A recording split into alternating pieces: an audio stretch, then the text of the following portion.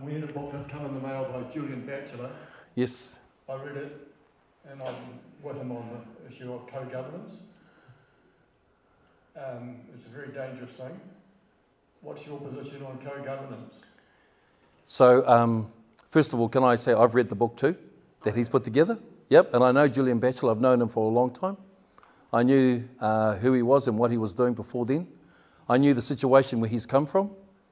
And so first I want to say is that when I've heard Julian talk, I believe there are things that have come from his own circumstance. You would have heard him talk, which is about his situation up north where he had a piece of land and had an issue with local Maori that were there. And I believe the fact is that, and the reason I'm saying this, is the posture of your heart when you speak about an issue actually determines the way you're presenting it. And I believe at the moment, the posture of his heart is coming from a place of bitterness. Now I'll answer your question. I just wanted to say that out first, because I know this man. And co-governance is not new. Co-governance, when I was a minister, one of the other ministers, Chris Finlayson, he was the Minister for Iwi and Crown Relations. Part of what he had to do is deal with treaty settlements. Inside of that, he had the Waitangi Tribunal, he had himself here. And then what they did is that in this context, there were conversations about co-governance, about arrangements around treaty settlements and what that would be between the Crown and the iwi.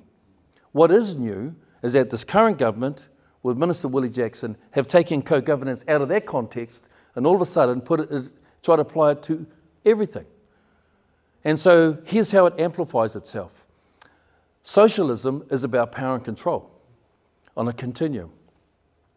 The governmental mechanism of power and control is called centralisation. So centralisation is saying this: bigger is better. Three Waters is a classic example of centralisation. Te Whatu Ora, the Ministry of Health, 20 DHBs is centralisation. Te Pūkenga, all the vocational tertiary training is centralisation, bringing them all under one. So once you've got the centralised types of control, here's what they did. They took co-governance out this, and then they tried to dump it on top of it. Now that's wrong. Because what you did, you try to apply something in one context and try to say it's a one-size-fits-all. And I don't believe that's right. I would stand against that. But here's what I wouldn't do, is do what Julian is doing, is saying it's elitist Māori, it's wrong. He's tried to interpret the treaty, by the way, in his own means. I tell you this now, and you've got historians who've looked at what he's written. There are so many errors. But that's the reason I say to you, when the posture of your heart is from bitterness, you can drive another agenda. That's my only concern about what he's saying. And what's happening, you know what it's doing? It's becoming weaponized to divide us as a nation. I don't agree with Willie Jackson and what he's doing. I don't agree about the way that they've done that. To impose it upon a people, it's wrong. Should never have done that. But now, co-governance has become weaponized. It's become a divisive word in our country. So here's what happened when I was a minister. Here's what happened when I was a parliamentarian. People started saying, let's have a Maori caucus here. Let's have a Pacific and Asia caucus here, and let's have a mainstream caucus. Unfortunately, they called you mainstream. I don't know why they did that. And here's what they said. And then they said, yep, Maori caucus, turn around and say your thing.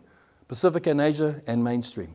I challenged that because I said, that's not going to make us any better as a people and as those in those parliamentary situations. Why don't we create a safe space where people can ask tough questions like, I don't understand or I don't agree. But they don't do that. Instead, what they want to do, they want to keep us enclosed in our little circles. Now, that doesn't make us better as a nation. And what Julian is doing at the moment, what other people are doing, even Willie Jackson, he's getting to the point where anyone challenge this, here's what they do. Throw out the race card. You're a racist. And I'm going to tell you that. I don't stand for when Willie Jackson says that.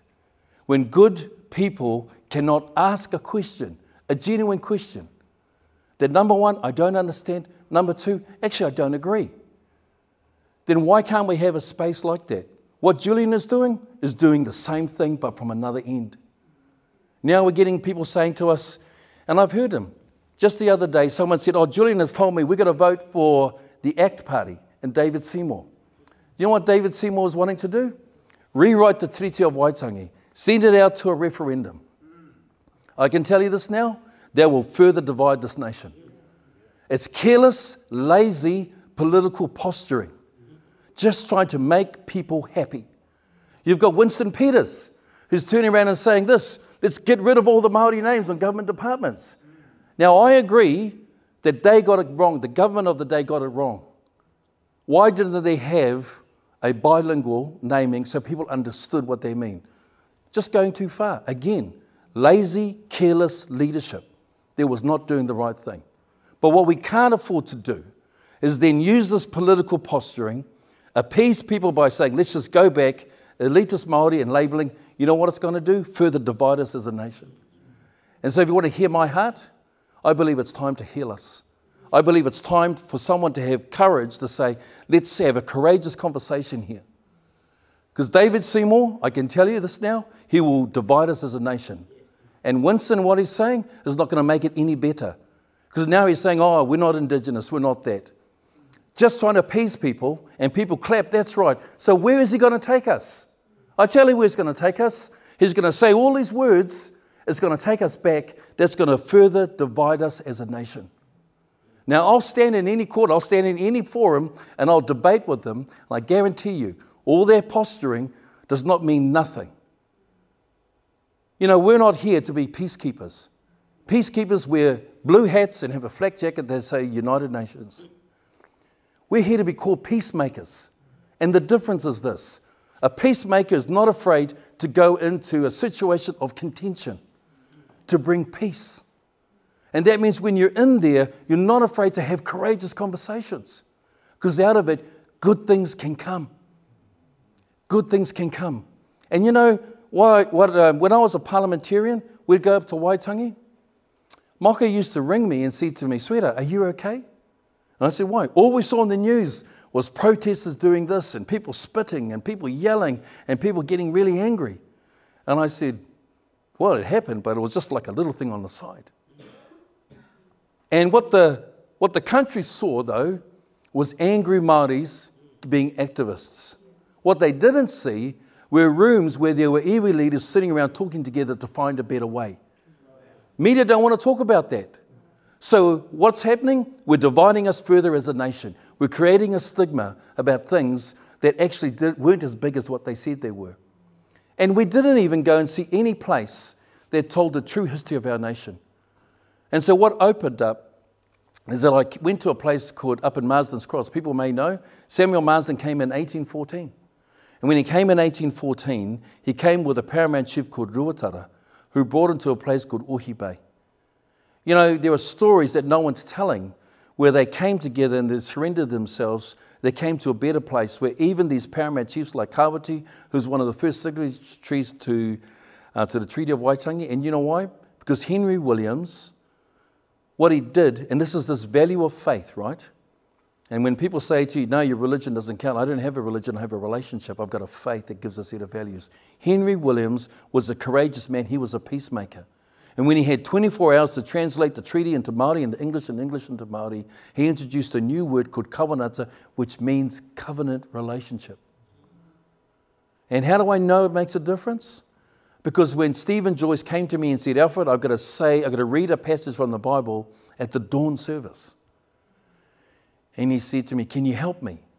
I said, Stephen, what do you think this is? Dial up a Christian and he's going to give you a passage? Anyway, he just looked at me and I said, I'm just joking, I'll give it to you. I said to him, read Ephesians chapter 2, verse 14 to 18. He said at the dawn service, all of a sudden these kaumata got up and said, yay, kia ora, kia ora. And he said, that went really well. Here's what the passage said. The dividing wall of hostility between Jew and Gentile was brought down but by the cross of Christ so that they would become one new man. He introduced a word called kawanata, which means covenant relationship. Ngā Pui elders, here's what they say. Te kawanata o te Treaty of Waitangi, a covenant that would unite two people to become one. Now, no one wants to talk about that.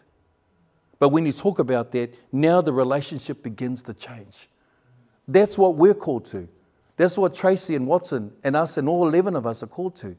We're called to be peacemakers in our nation. Because at the moment, if ever there was a time where peace needs to be made, it's now. It's now. And that's where I get really concerned. I get fired up when I see the carelessness in the political field where they're just saying words.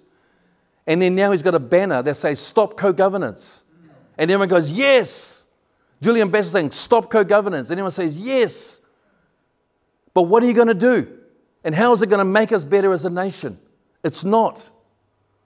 Because they haven't got to a point where they understand what really will make peace in our country. To unite people together. And I believe the fact is that we can make a difference. That's what I'm committed to. I know, sorry, that was gee, you got me fired up here. I genuinely said, look, I know where you're coming from. Seriously. I get this question every single political meeting, public meeting we have. Because it is a concern. I know you come from a good place when you're asking that question. Because why? It's created fear in our country. People are afraid of what's being taken away. I didn't agree at all with the Three Waters. I didn't agree with the way that it was being pushed upon people around elected, unelected. Now become not only confusing, but it started to anger people. And this is the sort of leadership that came from a government where all of a sudden when it could rule on its own, when it didn't have a coalition partner to hold them to account, all of a sudden they not only made bad decisions, but now the fruit of that we are starting to bear now.